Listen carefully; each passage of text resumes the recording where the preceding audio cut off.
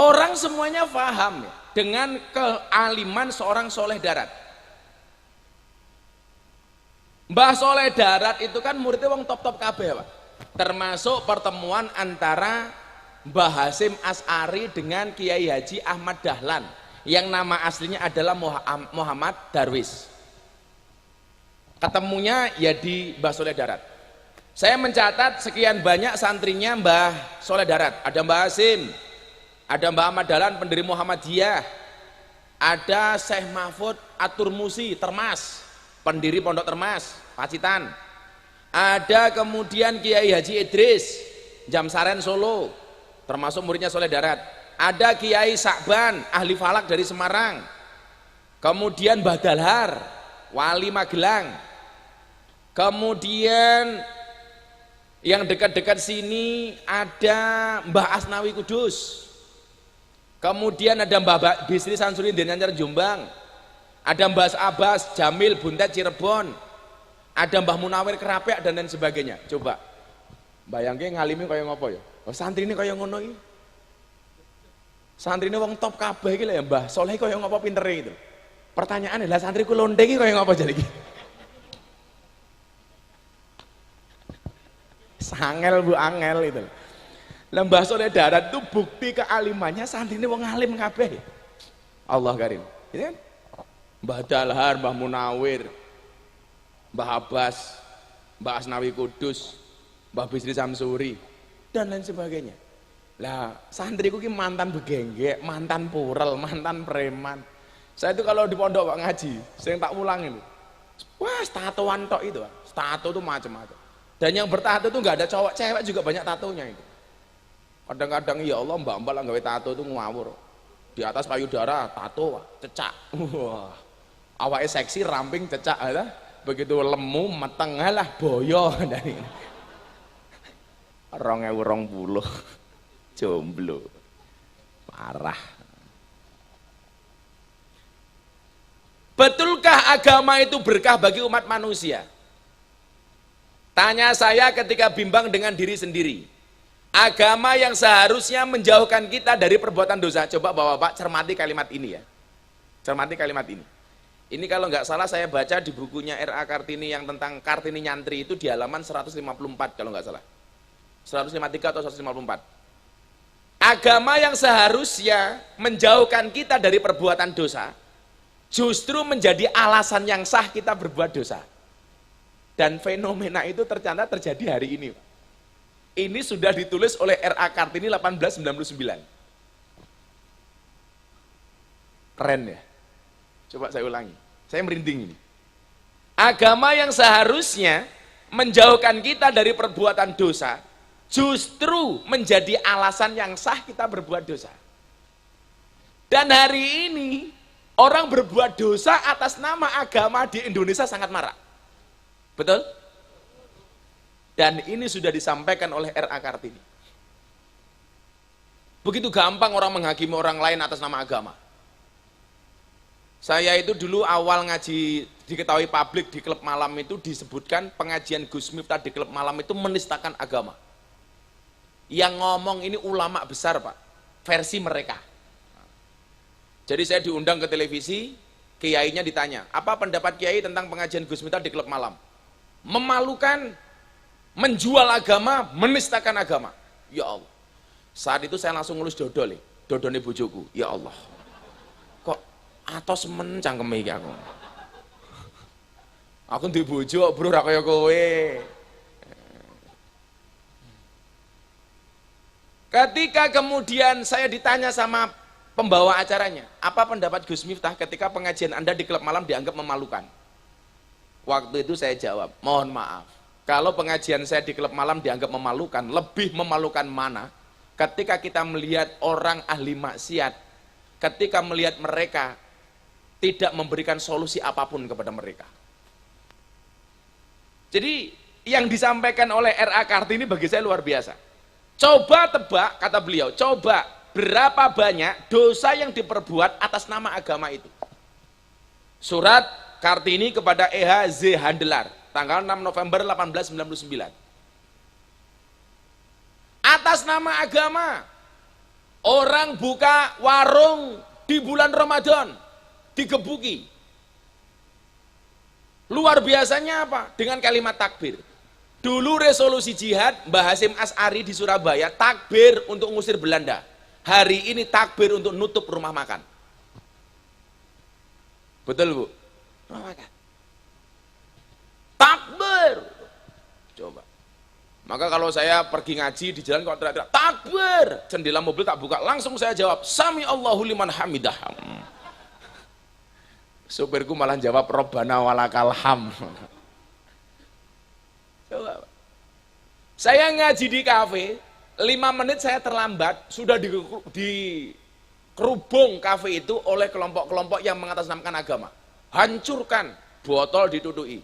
Akhirnya anak-anak saya kelab malam gak berani ngaji. Coba. Dosa yang diperbuat atas nama agama. Apalagi di Indonesia hari ini. Dosa yang diperbuat atas nama agama dan untuk kepentingan politik.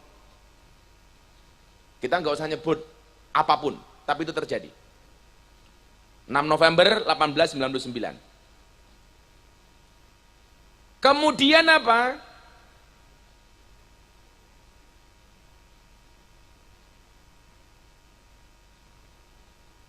Surat R.A. Kartini kepada Nyonya Enfan Kol tanggal 21 Juli 1902. R.A. Kartini mengatakan apa? Meski agama itu baik, tapi yang membuat kami tidak menyukai agama adalah bahwa para pemeluk agama yang satu menghina yang lainnya. Membenci, bahkan kadang-kadang mengejar-ngejar pemeluk agama lain. Aku jadi mikir, Pak. Kok bocah ini pinter banget itu. Selama ini kan orang mengenal R.A. Kartini hanya tokoh pembaru perempuan, tapi yang dibahas apa kan kita sering lupa, Pak.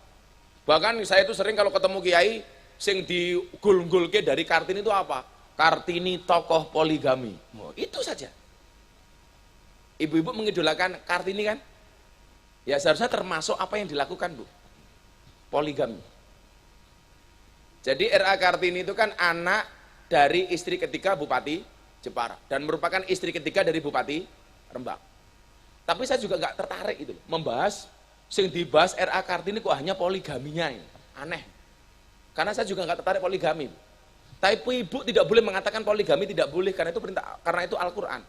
Kalau Anda tidak mau boleh. Tapi kalau Anda mengatakan saya tidak percaya bahwa poligami itu boleh, berarti Anda menolak Al-Quran. Anda bilang saja, poligami memang boleh, tapi saya tidak mau. Selesai. Kalau saya jelas, nggak akan menikah lagi karena saya tipe cowok yang setia. Karena saya punya prinsip, lelaki yang hebat bukan lelaki yang mencintai banyak wanita, tetapi mencintai satu wanita dengan banyak cara. Wah. Di balik suami yang sukses, ada istri yang hebat. Betul, Bu? Betul. Dan di balik istri hebat, ATM-nya 4.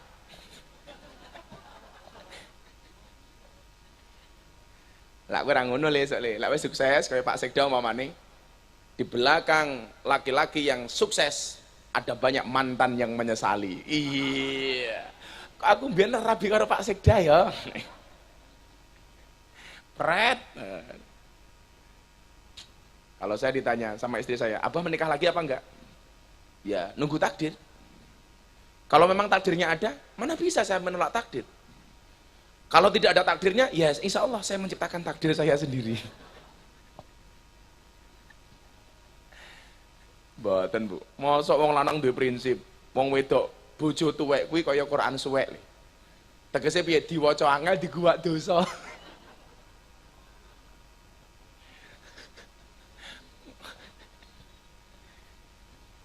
Ya enggak lah. Sing cetha wong lanangi kaya soda, Pak. Pak Kepala Dinas kudu paham. Laki-laki itu seperti soda, Le. Maksudnya apa? Kalau ketemu susu pasti gembira.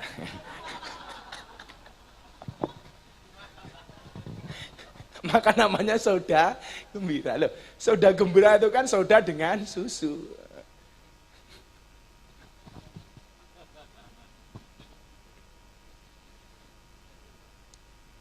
Jadi saya nggak tertarik lah. Kalau nanti amaliyahnya era Kartini apa saja tak sampaikan. Saya baca bukunya itu. Tapi kalau soal poligaminya nggak akan saya bahas. Walaupun saya memahami lah, laki-laki adalah imam, perempuan adalah makmum, betul Bu? Imam yang makmum yang baik itu yang patuh dengan imam, dan imam yang baik yang diikuti oleh banyak makmum.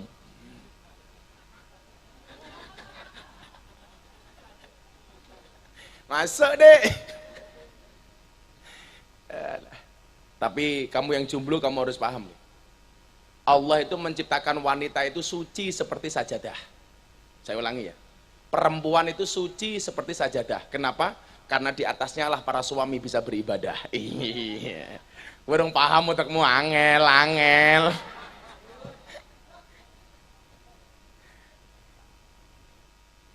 Meski agama itu baik, kata era Kartini, tapi yang membuat kami tidak menyukai agama, bahwa para pemeluk agama yang satu menghina yang lain, membenci bahkan kadang-kadang mengejar-ngejar pemeluk agama lain. Ini pesan untuk kita untuk menjaga keharmonisan antar umat beragama. Dan ini disampaikan oleh R.A. Kartini sebelum R.A. Kartini mengenal guru ngaji namanya Mbah Kiai Soleh Darat, yang makamnya ada di Semarang. Walaupun beliau bukan orang Semarang, beliau orang Rembang. Ini disampaikan oleh R.A. Kartini ketika masa pencariannya, agama apa yang paling benar, kata R.A. Kartini. Maka pesannya kalau saya mengambil value-nya apa Pak, Bu? Yuk, ini kita jagalah pluralisme. Kita jaga keharmonisan antar umat beragama. Aneh kemudian kita menganggap diri kita sebagai orang yang paham dengan Pancasila, yang selalu mengatakan NKRI harga mati, yang mencoba memahami Bhinneka Tunggal Ika, tetapi masih ribut persoalan agama. Nah, Bapak Ibu, umum saya ingat, awal saya ketemu Mas Deddy Corbuzier, ketika saya diundang di acaranya Mas Deddy, kopi susu itu. Layan kopi hitam susu putih, goblok. Yang lucu kemarin Pak, Deddy Corbuzier jadi bintang tamu acara saya di iNews TV, ngobrol bareng Gus Miftah.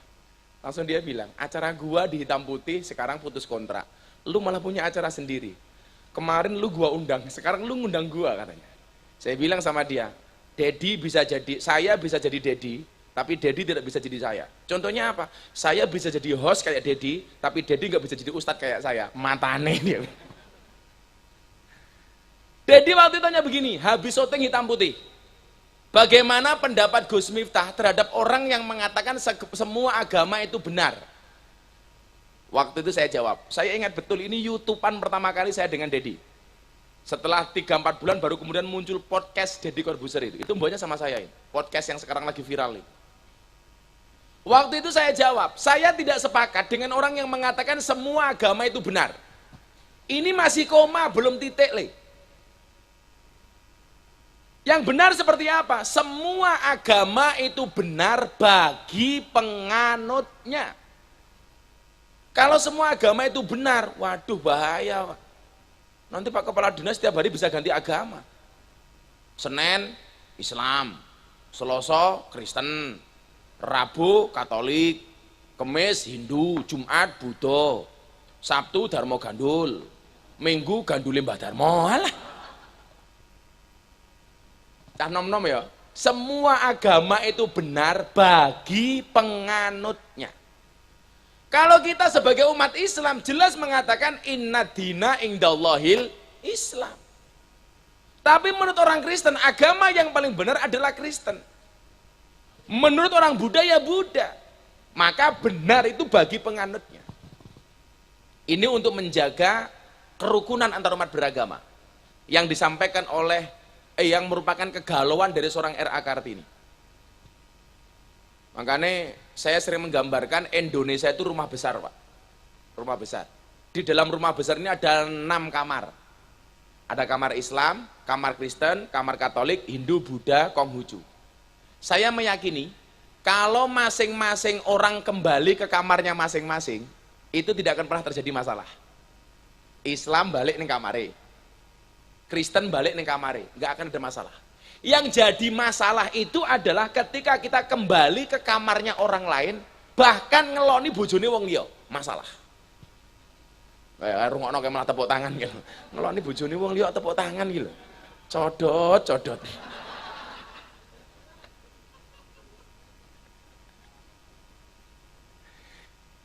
Ya sudah, kembali ke kamarnya masing-masing. Makanya kalau Bapak Ibu Rembang kalau main ke pondok saya, silakan sekali-kali silaturahmi ke pondok saya. Lingkungan saya itu 60% Nasrani, Pak. Tetangga rumah saya itu, selatan saya itu pengurus gereja, utara saya itu kuburan. Dan seumur hidup saya tidak pernah bertengkar dengan tetangga utara saya. Kuburan.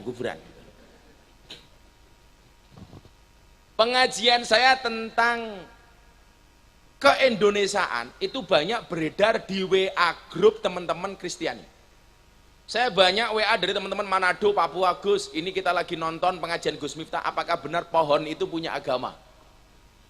Karena waktu itu orang Islam mengharamkan menanam pohon cemara. Karena katanya cemara itu adalah lambang Natal. Ya goblok kok kebangetan itu. Milo kalau orang-orang kayak saya itu barangkali kalau bahasanya Gus Ba, gerakan cangkem melek itu. Ya memang harus ada, ono kudu sing ngalim banget kayak Gus Ba, kan ono sing gerakan cangkem melek kayak saya itu. Ya karena wong Islam kok ya goblok mengharamkan menanam pohon cemara. Katanya lambang Natal. Coba dilihat sejarahnya, kenapa cemara itu dijadikan lambang Natal. Tahun 2018 saya ke Belanda, kemudian lanjut ke Swiss. Saya naik ke bukit namanya Monti Tlis, gunung. Saat itu musim dingin, di atas itu minus 21 derajat. Minus 21 derajat. Kenapa orang Kristen menjadikan pohon cemara itu sebagai pohon Natal? Karena pohon yang mampu bertahan di musim dingin itu hanya pohon cemara, Pak. Minus 21 derajat, yang lain semuanya mati. Pohon cemara bisa tumbuh dan berkembang. Maka karena hebatnya pohon cemara menurut kawan-kawan kita Nasrani dijadikan lambang Natal. Lah orang Islam mengharamkan menanam pohon cemara. Saya bilang sejak kapan pohon itu punya agama? Ayo, orang nalar meneh itu. Orang oleh mohon palem karena itu Paskah. Aduh, masjidku ana palem ini. Men malaikatnya mumet dase ora iki menungso apa ta iki? Kok ini loh Pak, kadang-kadang tuh ya Allah. Saya termasuk ngomentari seorang stand up komedian. Siapa itu? Coki Muslim yang pernah lihat YouTube. Dia mau dibunuh, Pak, gara-gara masak daging babi dicampur dengan kurma. Lah, dua orang ini dianggap menistakan agama. Ini menistakan agama Islam. Kenapa daging babi dimasak dengan kurma? Bunuh. Wah, wadul sama saya, Dedi. Ini gimana, Bro? Udah, kita YouTubean. Waktu itu saya jawab, sejak kapan benda mati punya agama? Seolah-olah kalau babi itu pasti Kristen, kalau kurma pasti Islam. Kurma itu di Timur Tengah, orang Nasrani, Pak. Ya mangan kurma. Wong itu adat istiadat mereka sama halnya kita mangan telo kok. Apakah yang makan babi itu pasti orang Kristen? Enggak, Pak. Orang Islam banyak sing mangan babi. Contohnya cah kae yo mangan ya, Mak. Loh, kok hilang bocah iki mau. Tapi ndelik-ndelik kae.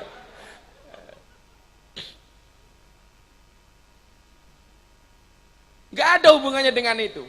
Memang saya bilang sama dia, sama Coki Muslim, kesalahan kalian itu satu. Apa? Gara-gara kamu bilang kalau daging babi dimasak dengan kurma bisa jadi cacing pitanya menjadi mu'alaf. Lagi cangkem bosok ya aku.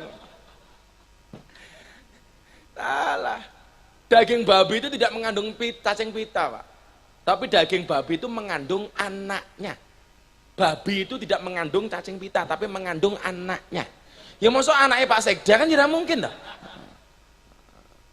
Ini loh, ini sudah disindir oleh RA Kartini 1902. Orang saling menghinakan dan lain sebagainya. Maka kalau saya nyantai yang menyikapi agama ini. Tetangga saya pendeta, kalau hari Sabtu Minggu, Pak, mboten tidak gereja. Kadang-kadang jawabannya tetangga saya yang Nasrani itu aneh. Kok mboten teng gereja? Nganu Gus, gereja kula gereja negeri. Maksudnya apa Sabtu Minggu libur? Matane ya kon. Lah ya libur terus. Kalau saya nyantai, Pak. Klub malam yang saya ngaji di dalamnya, Bu, semua pemiliknya adalah Nasrani. Chinese Nasrani. Dan saya WA. Ayo karena gereja, nggih Gus. Santai. Kalau saya Jumatan dia WA, Jumatan Gus. Ya. Enak. lakum dinukum waliyatin. Saya punya kolam depan pondok, pendetanya bilang, Gus, mbok kula diajak mancing ning kolamen jenengan. Oke. Sampai kolam pendetanya bilang, Gus, sikil kula korengen. Terus pripun? Mbok kula digendong. Nggih, tak gendong nih. Begitu tak gendong pendetane bengok. Baru hari ini ada pendeta bisa naik haji. Matane. Akhirnya pendeta saya lempar ke air, beyur itu. Pendetanya protes, kenapa Gus saya dilempar ke air? Mohon maaf pendeta, baru hari ini ada pendeta dibaptis sama Pak Haji. Asik gitu loh. Apa-apa penistaan loh sekarang.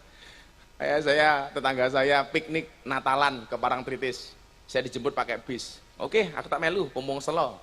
Naik bis saya bilang bismillah, diprotes karena pendeta. Salah Gus, kita tidak naik bismillah tapi bis kota. Aku habis kota kok bismillah. Oh ya. Sampai tengah jalan hujan lebat, Pak. Dadar patir menyambar. Pendetanya bilang, haleluya, haleluya. Saya bilang, salah pendeta, itu bukan haleluya tapi halilintar. Asik gitu. Sampai pantai, saya pakai sarung, lupa nggak pakai celana dalam. Turun dari bis, anginnya banter, wut, sarung saya membuka. Pendeta bilang, wow. Saya bilang sama, salah pendeta ini bukan wow tapi alif.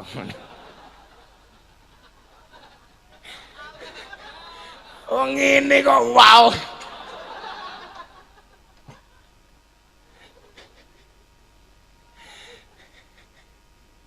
Jadi ingat guyonannya Gus Dur itu. Naik pesawat sama pastor. Dalam pesawat pramugari menawarkan wine.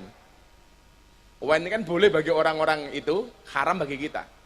Begitu tawari sama pramugari, pastornya minum, Pak. Enak. Gantian kiainya tawari, minum wine kiai. Ditawari sama pastor. Mohon maaf Pak Pastor, wine ini haram, bagi agama kami ini haram. Pastornya bilang, gimana sih kiai, enak-enak kok diharamkan? Kiainya diam Pak. Begitu turun dari pesawat, kiainya dijemput sama istrinya 4. Pastornya nggak ada yang jemput. Akhirnya kiainya tanya sama pastor, Pastor kok nggak ada yang jemput? Wah kiai, kalau istri itu dalam agama kami nggak boleh. Gimana sih Pastor, enak-enak kok nggak boleh?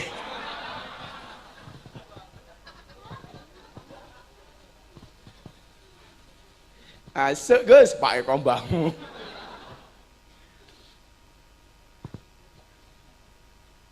Kemudian sikap toleransi itu kembali ditampakkan oleh R.A. Kartini dalam suratnya kepada Tuan Dr. N. Adrian, tanggal 5 Juli 1903. Ngapunten Pak nggih, karena ngaji sejarah ya. Saya harus baca biar nggak salah ya. Karena kemarin pesan panitia Gus ngaji sejarah. Aku yakin kok kurang tahu maca iki ya ra. Kurang tahu maca. Ora arep maca kitabe ngene Gus Bahak wae. Aku tak maca sejarah iki. Apa isi surat itu kepada Dr. N. Adrian? R.A. Kartini mengatakan, kami tidak peduli agama mana yang dipeluk orang atau bangsa mana dia. Jiwa besar tetap jiwa besar. Akhlak mulia tetap akhlak mulia. Hamba Allah ada pada tiap agama, di tengah tiap-tiap bangsa. Ini kan merupakan tafsir dari ya ayyuhan nas inna khalaqnakum min dzakari wa unsa wa ja'alnakum syu'uban wa qabaila lita'arafu. Artinya apa? Saya mencermati bahwa seorang R.A. Kartini itu adalah perempuan yang sangat cerdas. Kalau bahasanya Deddy Corbuzier hari ini apa? Smart people. Smart people. Ketika dia bertanya sama saya, kalau menurut lu iman itu apa sih? Ini pertanyaan Bu, gara-gara saya bawakan nasi padang, karena saya tahu dia itu suka nasi padang. Saya bawakan nasi padang dalam keadaan berpuasa, tak dodok pintu kamarnya. Bro bangun, sarapan dulu. Langsung dia teriak, oh shit, kenapa? You kan berpuasa, kok bawain saya makanan, dia bilang. Loh, emangnya ada yang salah? Itu teman-teman you, hari ini teriak-teriak Allahu Akbar nutup rumah makan. Sementara you membawakan saya makanan seperti ini gila, dia bilang. Waktu itu dia bertanya, hakikat orang berpuasa. Kalau menurut kamu gimana sih? Saya bilang, kalau hari ini orang berpuasa tersinggung dengan restoran yang buka di siang hari, harusnya yang lebih tersinggung itu adalah orang miskin. Kenapa? Karena orang miskin itu melihat restoran buka dan tidak bisa beli, tidak hanya di bulan Ramadan tapi tiap hari. Dan mereka nggak marah gitu. Kenapa kita diuji hanya bulan Ramadan nggak bisa beli gara-gara puasa, kita marah mereka buka. Oh gitu ya bro? Iya. Akhirnya ketika YouTubean dia tanya, coba terangkan ke saya, dia bilang, iman itu apa menurut kamu? Waktu itu Pak, karena ini pertanyaan dasar dari seorang non muslim, saya ingat apa namanya, iman itu apa? Saya bukakan kitab Jawahirul Kalamiyah. Di situ ada soal, mahwal iman. Iman itu apa? Jawab, al imanu huwa anak takidah, annallah subhanahu wa ta'ala mausufun bijami sifatil kamali, ya kan? Meyakini bahwa Allah itu disifati dengan segala sifat kesempurnaan. Wa munazzahun bijami sifatin nuksoni, dan dibersihkan dari segala sifat kekurangan. Allah itu sempurna, tidak ada kekurangan. Itulah iman kami kepada Allah. Lah dasarnya bocah pinter Pak. Dedi tanya, oh berarti Tuhan itu sempurna? Iya. Berarti Tuhan nggak perlu dibela dong? Nggak perlu. Inilah bahasa yang kemudian saya banyak diprotes sama kawan-kawan saya di FPI. Dikira saya nyindir. Padahal konteksnya adalah saya membahas bahwa Allah dan Islam itu tidak perlu dibela menurut kitab Jawahirul Kalamiyah. Karena di situ dikatakan anak takidah annallah subhanahu wa ta'ala mausufun bijami sifatil kamali wa munazzahun bijami sifatin nuksoni. Allah itu sempurna dengan segala kelebihan, tidak ada kekurangan. Kalau Allah sempurna kan nggak perlu dibela Pak, konteksnya. Lah dipikir konco-konco saya di FPI, saya menghina ormas FPI. Walah, saya diteror habis. Padahal konteksnya bukan itu. Saya sampaikan Allah itu sempurna, Islam itu sempurna, nggak perlu dibela. Kemarin ada yang japri saya, kalau memang Islam itu sempurna, kenapa Gus Miftah membela Muhammad? Salah, saya tidak membela Muhammad. Tapi saya mengecam Presiden Prancis karena telah menghina Nabi Muhammad. Beda, Pak. Beda. Akhirnya jawaban iman saya tentang iman kepada Dedi ini alhamdulillah membuat dia yakin dengan Islam. Sampai akhirnya dia telepon saya seminggu sebelum saya hadarkan di pondok saya, dia bilang, bro, I will to be a Muslim. Saya pengen menjadi seorang Muslim. Why? Ya, pokoknya saya pengen, dia bilang. Pokoknya tolong tuntun saya masuk Islam. Saya jawab, nggak usah bro. Loh, gimana sih? Jadi orang Islam itu berat, Ferguson. Berat. Cukup aku saja, kamu nggak akan kuat. Mata nih tukang foto ini. Kowe lak baju di cewek ngono le, cintaku padamu seperti kamera. Fokus hanya ke kamu, yang lain ngeblur. Encah lemune kaya ngene. Kowe diomong lemu jawaban, ra masalah Gus, aku lemu mergo mangan sego. Daripada awakmu guru gaweane mangan kanca. Iya ngono le. Sawak kok weteng kabeh. Ya Allah. Ngombe riyen nggih, anak tegan. Pengen ngombe kopi kok adem.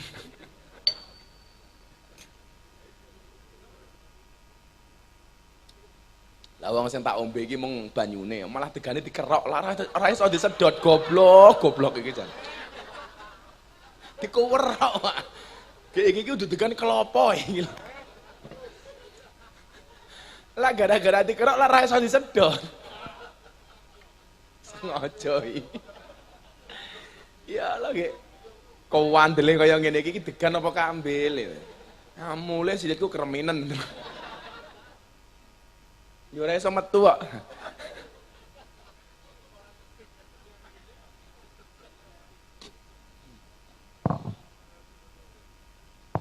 Yes. Kamu dikerok barang ini. Ya lah. Kok ya penerus era Kartini lucu-lucu ya.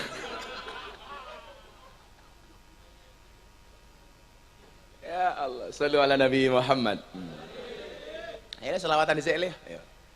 Shalli wa sallim daiman ala Ahmad, shalli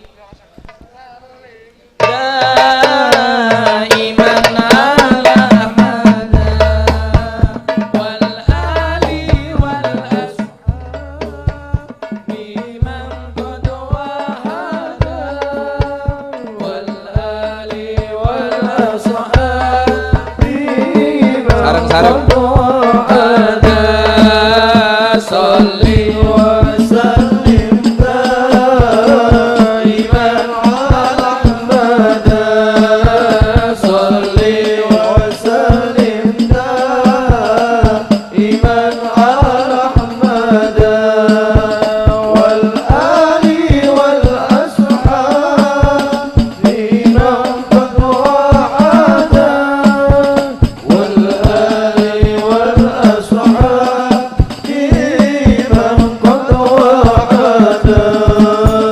Saben malam Jumat ahli kubur mulih nang omah kanggo njaluk donga wajan Quran najan sak kalimah lamun ora dikirimi banjur bali brebes giling bali nang kuburan mangku tangan tetangisan sholli wa sallim daiman ala Ahmad sholli wa sallim daiman ala Ahmad wal ali wal ashab liman qad wa'ada wal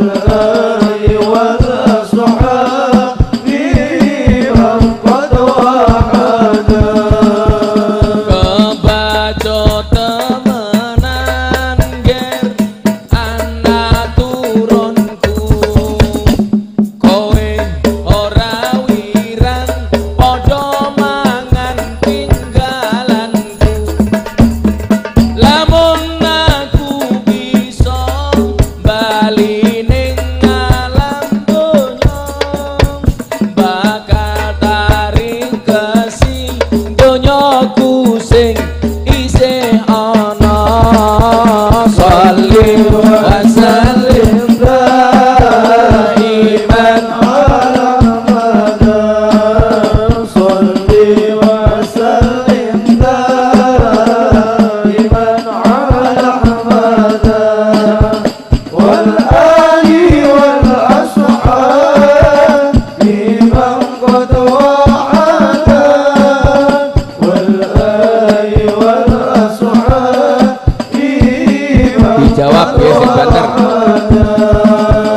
Kami cinta tanah air Indonesia, kami bangga jadi bangsa Indonesia. NKRI akan selalu kami jaga demi kejayaan bangsa Indonesia. Sholli wa sallim daiman ala Ahmad sholli wa sallim daiman ala Ahmad wal ali wal ashab liman qad wa'ada wal ali wal ashab liman qad wa'ada. Shallu ala Nabi Muhammad. Allahumma sholli alaihi. Bapak Ibu rahimakumullah, akhirnya setelah kegalauan R.A. Kartini itu memuncak sampai kemudian beliau mengikuti sebuah pengajian di Kabupaten Demak yang bupatinya adalah pamannya R.A. Kartini.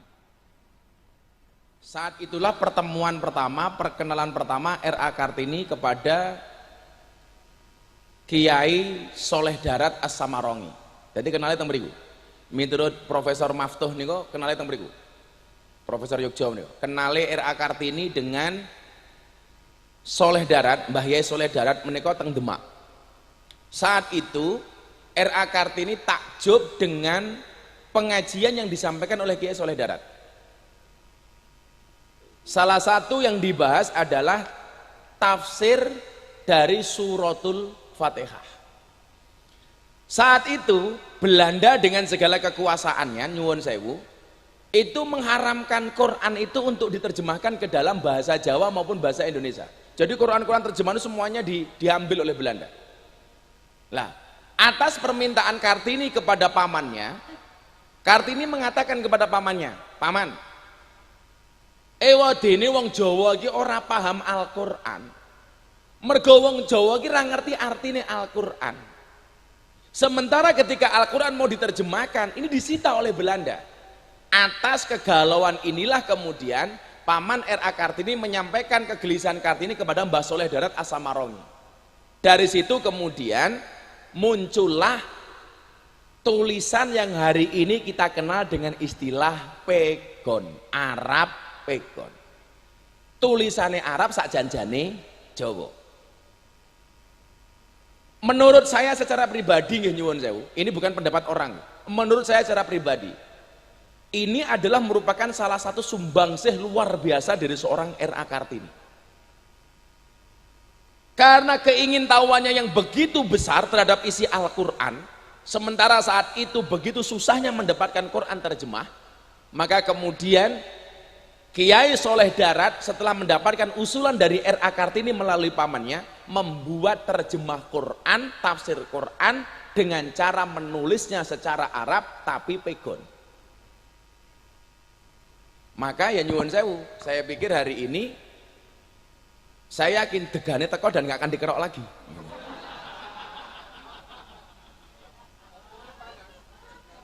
Kopi ini panas. Ini lho. Oke. Tarik sis.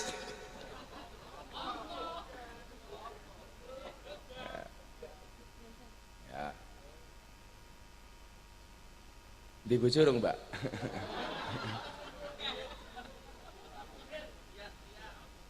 Saya sama mbaknya itu seperti Indomaret dan Alfamaret. Maksudnya apa, berdekatan tapi nggak pernah jadian ya. Codot. Ngono le lak nyedaki cewek iki di baju liono. Tapi kamu harus tahu, santri putri di Rembang tidak bisa ditundukkan dengan I love you. Tapi hanya bisa ditundukkan dengan kobil tuh. Iya. No. Jangan beri mereka kado, tapi kasih mereka mahar.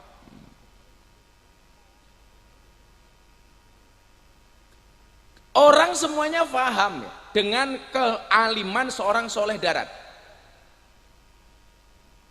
Mbah Soleh Darat itu kan muridnya wong top-top kabeh, Pak. Termasuk pertemuan antara Mbah Hasim As'ari dengan Kiai Haji Ahmad Dahlan yang nama aslinya adalah Muhammad Darwis. Ketemunya ya di Mbah Soleh Darat. Saya mencatat sekian banyak santrinya Mbah Soleh Darat. Ada Mbah Hasim, ada Mbah Ahmad Dahlan pendiri Muhammadiyah, ada Syekh Mahfud At-Turmusi Termas, pendiri Pondok Termas Pacitan, ada kemudian Kiai Haji Idris Jamsaren Solo, termasuk muridnya Soleh Darat. Ada Kiai Sakban ahli falak dari Semarang, kemudian Mbah Dalhar wali Magelang, kemudian yang dekat-dekat sini ada Mbah Asnawi Kudus, kemudian ada Mbah Bisri Sansuri Denanyar Jombang, ada Mbah Abbas Jamil Buntet Cirebon, ada Mbah Munawir Kerapek dan lain sebagainya. Coba bayangke ngalimi kaya ngopo ya. Oh, santri ini kaya ngono iki. Santri ini wong top kabeh iki lho ya, Mbah Soleh kaya ngopo pintere itu. Pertanyaane lah santriku londe iki kaya ngopo jane iki. Sangel Bu angel itu. Lah Mbah Soleh Darat itu bukti kealimannya santri ini wong alim kabeh. Allah karim. Gitu kan? Mbah Dalhar, Mbah Munawir, Mbah Abbas, Mbah Asnawi Kudus, Mbah Bisri Samsuri dan lain sebagainya. Lah santriku ki mantan begenggek, mantan purel, mantan preman. Saya itu kalau di pondok Pak ngaji, sering tak ulang itu. Wah, tatoan tok itu, tato itu macam-macam. Dan yang bertato itu nggak ada cowok, cewek juga banyak tatonya itu. Kadang-kadang ya Allah mbak-mbak lah gawe tato itu ngawur. Di atas payudara tato, cecak. Wah. Awake seksi, ramping, cecak, ada. begitu lemu meteng lah boyo dari. Tapi yang saya paling berkesan Pak, santri saya jamaah dari Surabaya, dari Gang Doli. Wong lemu gendut, wetenge ditato beduk. Gagah. Kuwi tato apa le? Beduk bah wong kula ngefan kali NU kali Abah. Kuwi tato beduk, nggih, tutuke ndi ngisore. Golek ora ketemu. Ora jenengan ketemu santriku nyeni-nyeni, Pak. Adan ngono kene tato, kene ditindih, ana sing mur, baut, mangkok, pelek, wah.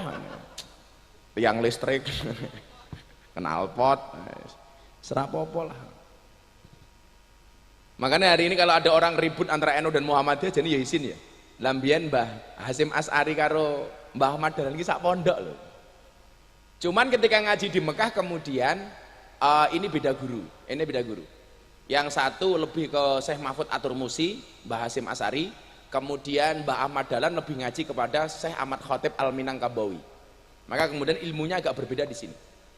Tapi mereka berdua toleran nih antara Ahmad Dahlan dengan Hasyim Asy'ari. Pertanyaannya lebih tua mana? Lebih tua Mbah Ahmad Dahlan selisih sekitar 4 atau 5 tahun. Pendiri Muhammadiyah. Maka kalau kemudian Muhammadiyah lahirnya lebih duluan ya lumrah 1912. Mbah Hasyim Asy'ari 1926. Itulah jawaban kenapa kalau Muhammadiyah ki lak poso biasanya di JI, gitu. Bodoh di CI, itu kan biasanya begitu. Ya maklum wong tua ini loh. Jadi yang dhisik. Makanya kalau kenapa NU itu tarawihnya 20, Muhammadiyah 8, ya lumrah wong tua rasa suwe-suwe gitu loh. Wong tua, tapi kalau ibu-ibu cari menantu tolong nikahkanlah dengan anak-anak NU. Dijamin boyoke kuat Bu 20 gitu loh. Traweh Pak, traweh.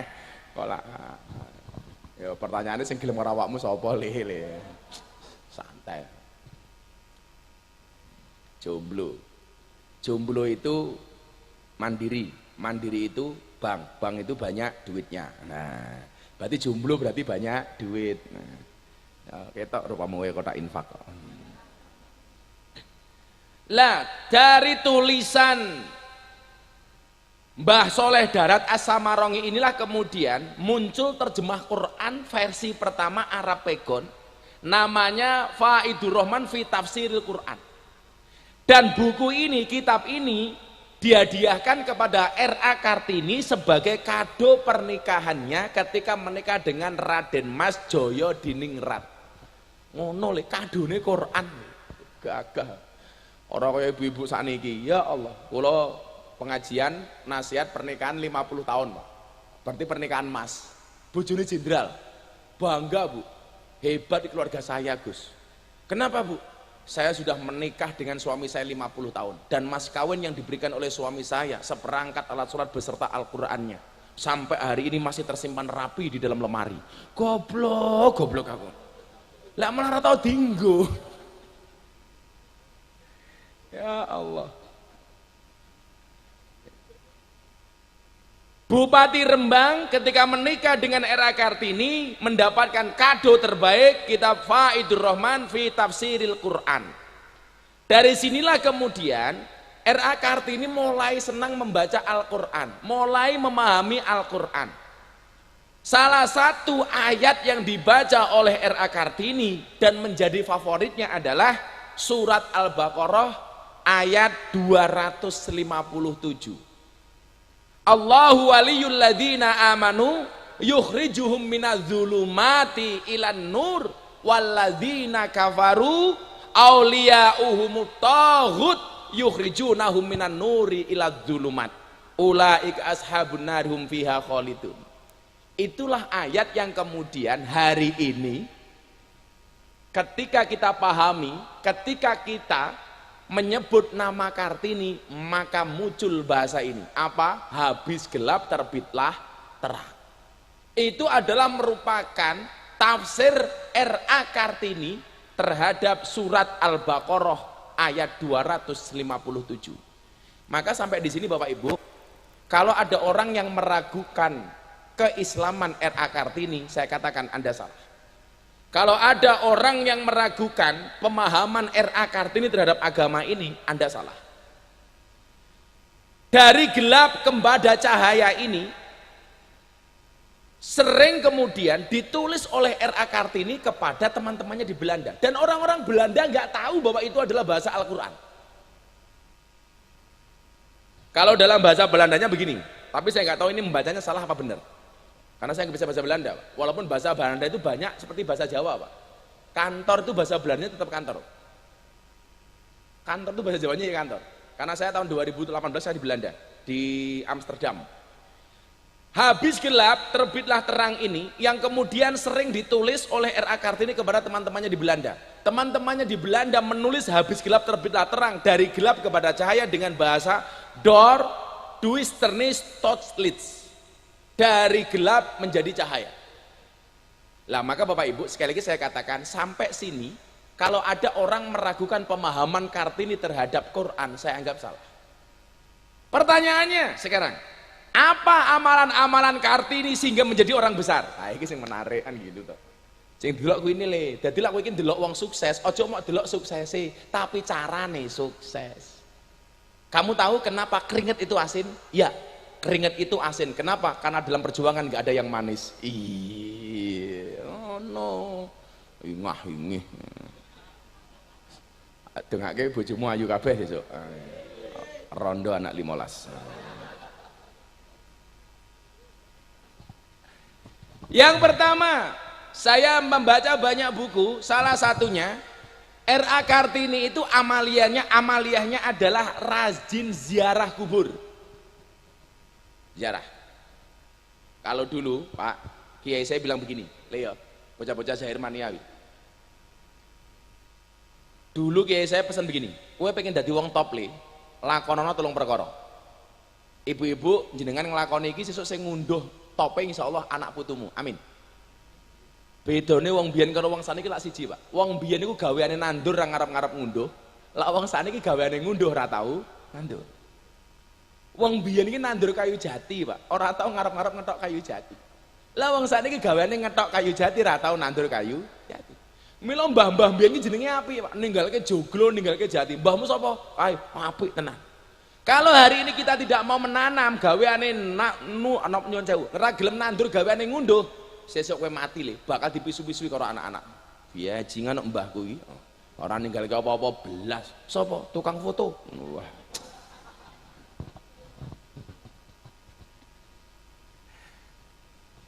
Saya dikasih tahu tiga hal. Ini saya rangkum dari semua kiai, termasuk dulu ketika saya ketemu pengajian sama Mbah Maimun Zubair di Wonogiri. Saya sampaikan, apakah benar amaliyah ini Mbah? Beliau mengatakan terus nolih. Jadi pengen jadi wong top kuwi. 3 hal yang harus kamu lakukan. Tadi saya pertama R.A. Kartini melakukan ziarah. Pengen jadi wong top, lakukan 3 hal. Tirakat, ziarah, sodakoh. Ini ijazah dari kiai-kiai, termasuk dari guru saya Habib Lutfi. Terus nolih. Kalau saya punya amalan, saya matur sama beliau, Bah ini gimana? Terus no. Oh berarti ijazah. Apik. 1 tirakat. Tirakat ini bentuknya macam-macam Bu. Tirakat nahan luwe, bentuknya poso. Tirakat nahan turu, bentuknya tahajud. Sudah. Tirakat. Makanya kenapa saya sampai hari ini nggak mau berhenti sholat puasan Daud gara-gara itu. Kalau saya Pak mengambil momentum ngaji sama lokalisasi, saya posisinya pas poso. Minimal lah pas poso iki so nahan syahwat. Makanya kalau orang belum bisa menikah, seneng karo cewek reso, falai bisaum, poso. Aghadul pasar wa asanul farji, poso. Kalau saya ditanya wartawan, Gus Miftah kalau ngaji sama mbak-mbak lokalisasi Cahyo Ayu pengen apa? Ya pengen aku. Terus piye? Ya ngempet, aku yang ngene ta? Padake tukang syuting. Tirakat Pak. Kiai-kiai dulu tuh apa-apa. Mergo mangane titik bentuke poso, turune titik tahajud. Mangane titik, turune titik. Beda karo awakmu le. Titik-titik turu, titik-titik mangan. Ra dadi, Cak. Saya itu sampai hari ini Pak punya kebiasaan jarang tidur malam. Usia saya 39 tahun tuh barangkali nggak ada 10% saya bisa tidur malam. Nggak bisa. Jadi gimana tahajudnya Gus? Ya minimal qiyamul lail, gitu saja. subuh baru turu. Bar mulang santri ngaji baru tidur. Makanya dulu wali kota Jogja Heri Judianto minta sama saya suruh jadi pegawai negeri, saya nggak mau. Alasannya saya tuh Pak, karena saya nggak bisa bangun pagi. Wancine turu kon kerja ya moh aku. Enak amat. Makanya anak saya di Pondok Kudus di Yambul Quran ditanya sama ustadznya, bapakmu jadi pekerjaannya apa tadi? Tukang turu. Karena dulu anak saya berangkat SD, pamit saya tidur, dia pulang saya masih tidur. Bapakmu gawean apa? Tukang turu. Nah, ya guys. Merdeka lho, tirakat. Mangane titik, turune titik. Beda karo bapake pengajian mangan terus nyisili kacang.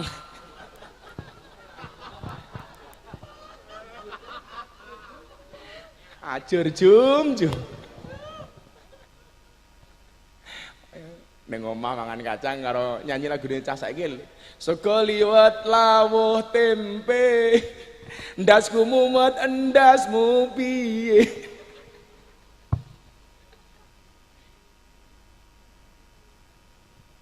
Lah iki bener kira dikerok iki.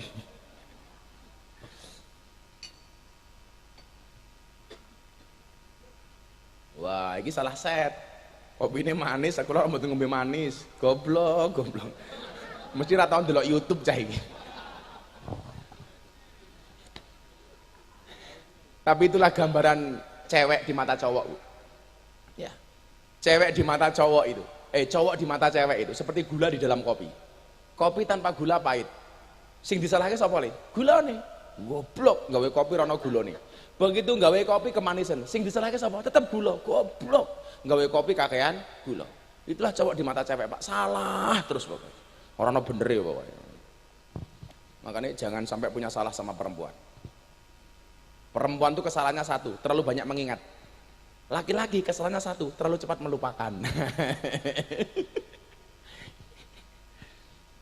Kopi tanpa gula, bro. Pejabat di mata rakyat juga gitu, Pak, seperti gula di dalam kopi. Ada rasanya, namun tidak pernah diperhatikan keberadaannya. Jadi pejabat gue lah bener aja njaluk dipuji, lah salah siap-siap dicaci, maki. Ora trimo ya ora usah dadi pejabat. Aku mah dikit-dikit ora usah dadi sekda. Gini apa mboten, Pak? Pejabat ki lak bener aja njaluk dipuji. Lak salah siap-siap dibuli, dicaci. Andani kok. Ora siap ya ora usah dadi pejabat. Dadi kiai wae, Pak. Apa diwale aku sedha awakmu kiai. Nomor 1 tirakat. Nomor 2 ziarah. Ziarah ini artinya 2. Ziarah itu kan artinya mengunjungi le. Mengunjungi yang hidup sinau njaluk didongake, mengunjungi yang mati ndongake. Apakah wong sing mati itu ketika diziarahi bisa memberikan kebaikan kepada kita? Ada, Pak. Baca kitab Wasiatul Mustafa tentang bab sedekah dan ziarah. Di situ disebutkan, ketika kita sedekah atas nama yang mati itu langsung mendoakan yang memberikan sedekah. Dungane apa? Kata Rasulullah, Allahumma nawwir qabrona. Mohon maaf. Allahumma ighfir.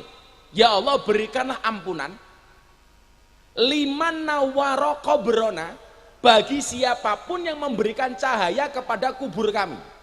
Melalui apa? Doa dan sedekah. Begitu kita datang ke makamnya R.A. Kartini, kita sedekah, kita atas nama R.A. Kartini, kita mendoakan R.A. Kartini. R.A. Kartini menika miturut kitab Wasiatul Mustafa langsung donga. Allahumma ighfir, ya Allah ampunilah liman nawwara qabrona, bagi siapapun yang memberikan cahaya kepada kubur kami. Coba, orang yang mengatakan ziarah kubur ana dasare sudah ketepis dengan kitab Wasiatul Mustafa. Bagi siapapun yang memberikan cahaya kepada kubur kami, sebagaimana mereka membahagiakan kami di alam kubur ini. Kalau lali redaksionalnya, Allahumma ighfir liman nawwara qabrona kama mila Pak Sekda siji tirakat loro ziarah. Termasuk kula mriki ziarah mengunjungi dalam rangka silaturahmi. Silah niku artine nyambung, rahmi niku artine kasih sayang. Orang silaturahmi berarti nyambung kasih sayang, nyambung katresnan. Dan yang ketiga adalah sodako. Dan itu ternyata juga dilakukan oleh R.A. Kartini. Akhirnya Bapak Ibu rahimakumullah, sampun jam setengah kali welas. Saya mencatat tidak ada pahlawan besar yang hidupnya bisa luar biasa kecuali dikawal oleh para ulama dan kiai. Salah satunya R.A. Kartini, dikawal oleh Mbah Soleh Darat As-Samarong. Contoh lain, di Jogja itu terlahir seorang pemuda namanya, ini mumpung sekalian ngeras-ngerus memperingati Hari Pahlawan ya. Di Jogja itu terlahir seorang pemuda namanya Abdul Hamid. Abdul Hamid ini pada akhirnya menjadi orang besar. Kenapa? Karena dia senang ngaji. Ngaji pertama Abdul Hamid kepada mbah saya di Ponorogo, Kiai Haji Hasan Besari. Jadi kula niku keturunan ke-9 dari Muhammad Besari. Delalah Mamah Salmah garwane Abah Lutfi itu satu nasab dengan saya.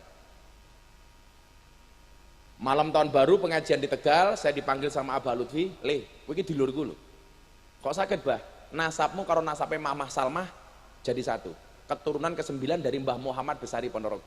Muhammad Besari punya bapak namanya Anom Besari. Anom Besari punya bapak namanya Abdullah Mursad, makamnya di Kediri. Abdullah Mursad punya bapak namanya Raden Demang. Raden Demang punya bapak namanya Pangeran Demang. Pangeran Demang punya bapak namanya Ratu Jekulo. Ratu Jekulo punya bapak namanya Brawijaya Limo. Ndah apa seneng kule. Dianggap murid ya aku seneng. Kok dianggap dulur. Abdul Hamid ngaji di Ponorogo, Mbah Hasan Besari. Dari Ponorogo mergo seneng karo kiai pindah ke Kartosuro. Ngaji kitab kuning kepada Kiai Taftazani. Dari Kartosuro pindah ke Bagelen Purworejo, ngaji kitab Jalalain sama Mbah Ahmad Baidowi.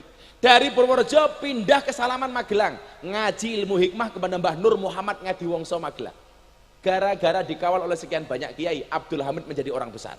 Anda tahu siapa nama komplit Abdul Hamid? Kiai Haji Bendoro Radenas Abdul Hamid Antowiryo Mustahar Heru Cokro Senopati ing Ngalogo Sayyidin Panatagomo Amirul Mukminin Khalifatullah Tanah Jawa Pahlawan Gua Selarong Pangeran Diponegoro. Baleni tak baleni awakmu tetep rapal, Bro. Lah apal kopiku peken wis. Kiai Haji Bendoro Raden Mas Abdul Hamid Antowiryo Mustahar Heru Cokro Senopati ing Ngalogo Sayyidin Panatagomo Amirul Mukminin Khalifatullah Tanah Jawa Pahlawan Gua Selarong Pangeran Diponegoro. Kenapa jadi orang hebat? Mereka dikawal karo ulama lan kiai. Gak ada, Pak. Mila Pak Sekda pengen selamat niku sering-sering ngundang kiai.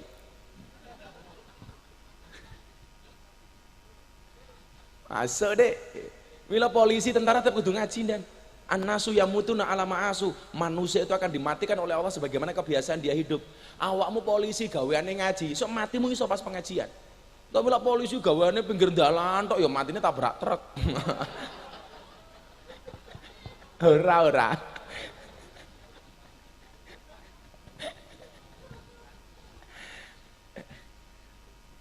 Coba.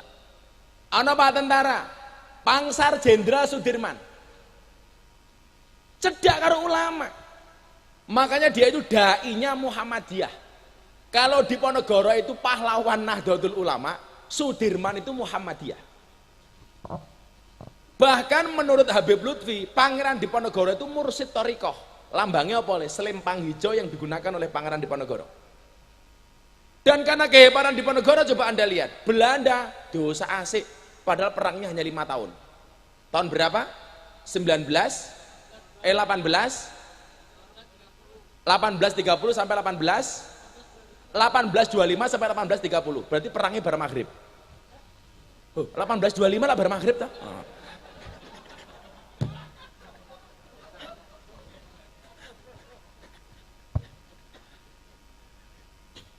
Jadi wong tap karena dikawal sama kiai. Peninggalan di Ponegoro di Magelang itu ada 3. Yang pertama Al-Quran, yang kedua kitab Fathul Qoribul Mujib, dan yang ketiga adalah tasbih. Dan Habib Lutfi mengatakan kayak mursid Thariqah, bukti ini selempang hijau yang dia pakai.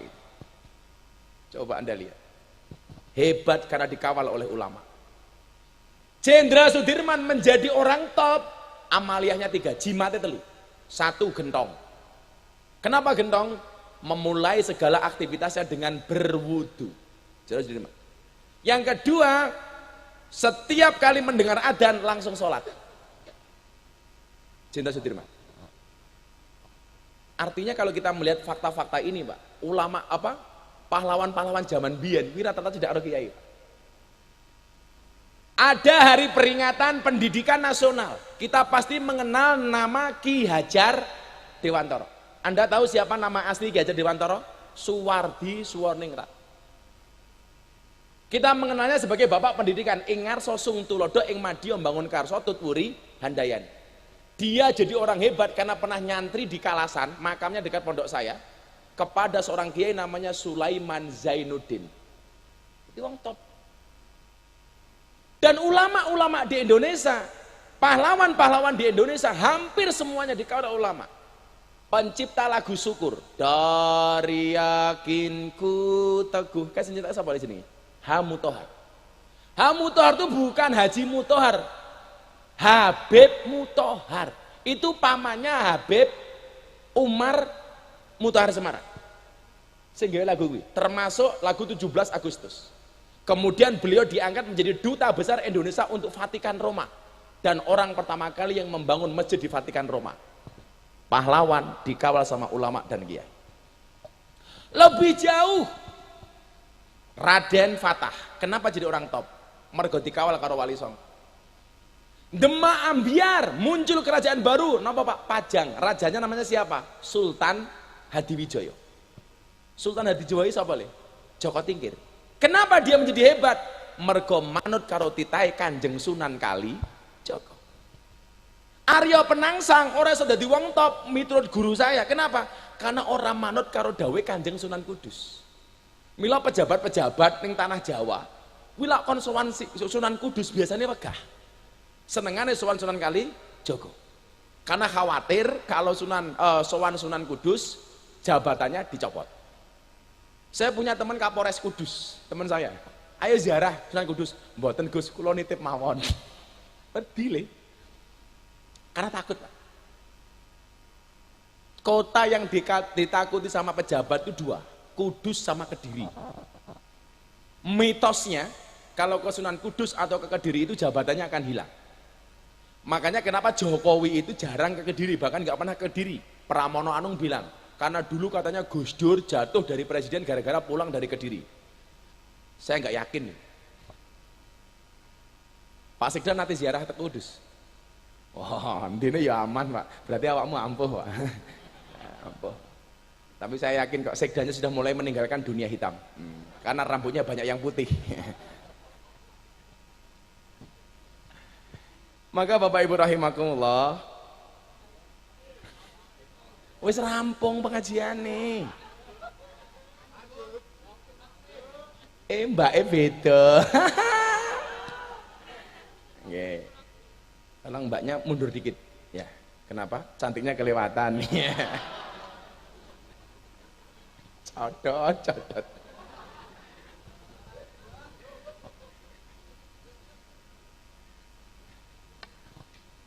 Melihat fakta-fakta ini Bapak Ibu rahimakumullah, tentunya menjadi pelajaran bagi kita untuk lebih dekat dengan para ulama dan kiai. Dan tentunya kita yang berada di Rembang kita bersyukur. Begitu banyak lahir orang-orang yang luar biasa dari Rembang. Rembang niku ulama mboten entek-entek. Termasuk hari ini yang paling fenomenal adalah Gus Baha. Tapi pesan kula siji, jenengan sebagai orang yang seneng ngaji, pesan kula siji. Nopo? Jangan membanding-bandingkan ulama, jangan membanding-bandingkan kiai, jangan membanding-bandingkan habaib. Kenapa? Karena Allah mendesain kiai, ulama, habaib dengan segala maziyahnya masing-masing. Jadi aku rasa seneng aku seneng kiai iki, rasa seneng karo kiai. Aku seneng karo habib iki, enggak seneng karo habib kiai. Lah kelasmu ki sapa kok banding-bandingi habib? Wong ki dudu kiai kok banding-bandingi kiai. Nabi diciptakan oleh Allah 124.000 nabi dalam kitab Miskatul Masabih, hadis riwayat Ahmad dan Baihaqi. Yang menjadi rasul 3.000. Ulama ahli warisnya para nabi. Mergo nabi jumlahe 124.000. Alladzina hum warasatul anbiya, warisane ning kiai iki ya beda-beda lho. Bener. Ana nabi sugih Sulaiman, ana kiai sugih Yusuf Mansur, Paitren. Itu. Ana nabi gagah Musa. Ana kiai gagah Gus Maksum. Gagah. Ana nabi dadi raja Sulaiman Daud. Kiai dadi presiden Gus Dur. Dadi wakil presiden Kiai Ma'ruf Amin. Warisannya beda-beda. Ana nabi cerdas Khidir, begitu mudun. Ana Kiai Said, Gus Bahak, Gus Koyum, cerdas kayak Nabi Khidir. Ana nabi kere, Isa, kuwi kere banget mangan godhong-godhongan. Mudun, kiai kere, MC pengajian malam hari ini, umpamane. Wis beda-beda warisannya.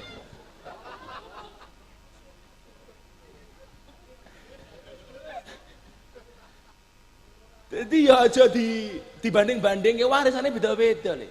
Ono nabi ganteng Yusuf begitu mudun, ono kiai ganteng. Lah itu maksud saya. Jadi saya paling tidak suka kalau kemudian banding-banding, aku seneng gini. Semuanya beda-beda. Aku kira mungkin iso kaya Gus Bahak, wis hayata ram. Tapi barangkali Gus Bahak ya malah kon ngaji campur lonte, ya kan beda-beda ngoten. Nggih napa mboten, Pak? Sing iso ngaji apik terus makan ning lonte kan namung Pak Kepala Dinas saja.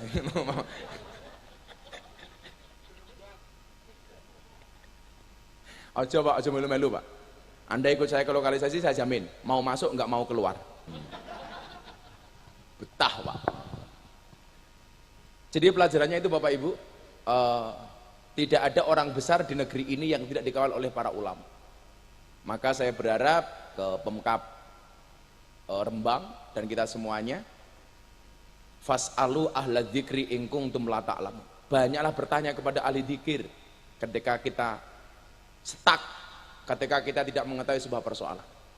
Sowan kiai ngomong ngejek nom. Ulama-ulama besar dulu senengannya dolan. Ini kiai-kiai, kayak Imam Syafi'i, Mekah pindah Madinah, pindah ning Irak. Mumpung awakmu jek longgar, mlaku-mlaku sowan nggih, golek berkah, tabarukan.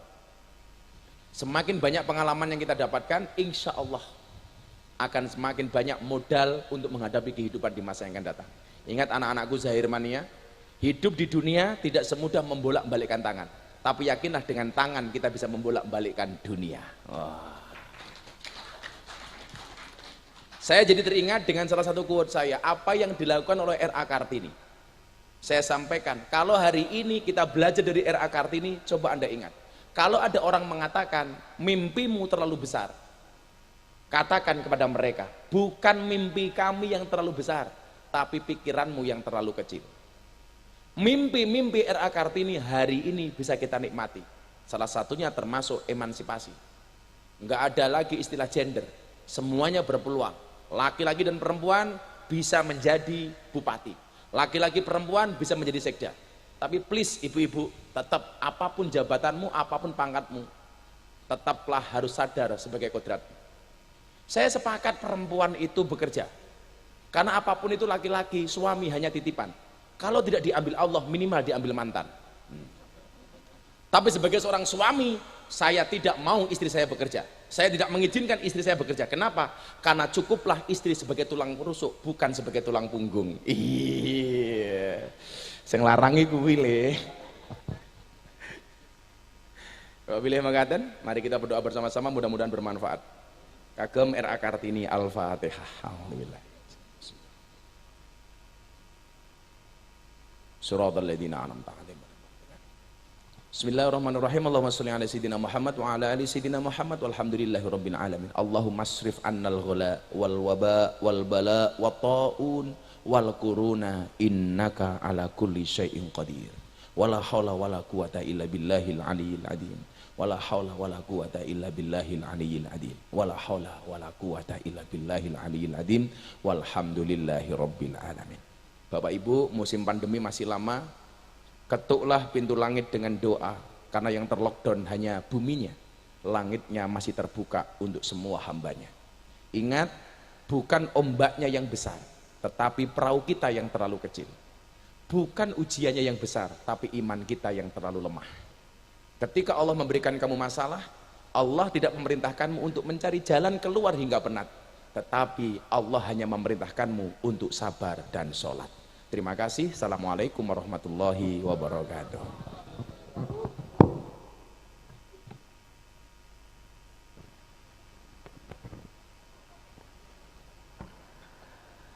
Pemirsa yang ada di rumah, masih dalam pengajian virtual Gelar Kartini Kabupaten Rembang 2020 bersama Gus Miftah yang diselenggarakan oleh Dinas Kebudayaan dan Pariwisata Kabupaten Rembang bekerja sama dengan Pyramid Enterprise.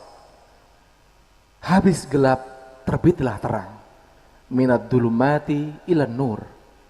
Pemikiran Raden Ayu Kartini adalah buah dari ajaran Nabi Muhammad sallallahu alaihi wasallam yang memuliakan wanita dalam perspektif wanita di mata Islam.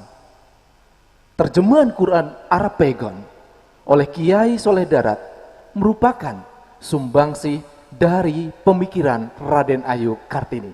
Kita akan berjumpa kembali pada masa yang datang. Wassalamualaikum warahmatullahi wabarakatuh. Sholli ala Muhammad.